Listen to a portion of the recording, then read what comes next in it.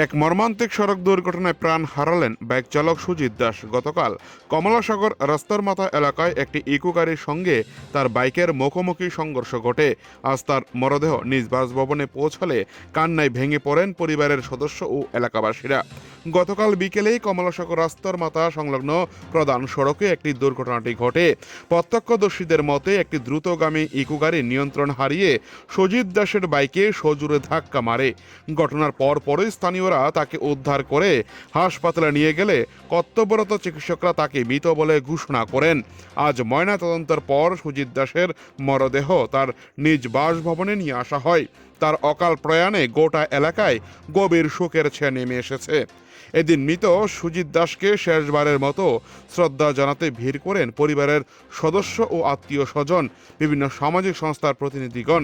এলাকার সাধারণ মানুষ ও শুভানুধ্যায়ীরা সামাজিক সংস্থাগুলোর পক্ষ থেকে গভীর শোক প্রকাশ করে শোক সন্তপ্ত পরিবারের প্রতি সমবেদনা জানানো হয়েছে। পাশাপাশি ঘাতক গাড়ির বিরুদ্ধে যথাযথ ব্যবস্থা নেওয়ার দাবি তুলেছেন স্থানীয়রা।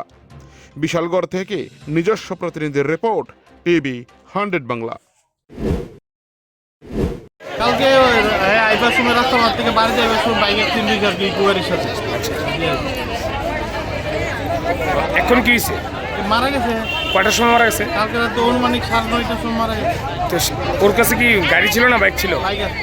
আচ্ছা, বাড়ি কোন জায়গা? বাড়ি টিএসআর ক্যাম্প রাস্তা মাথা। ওর নাম কি? সুজিত দাস।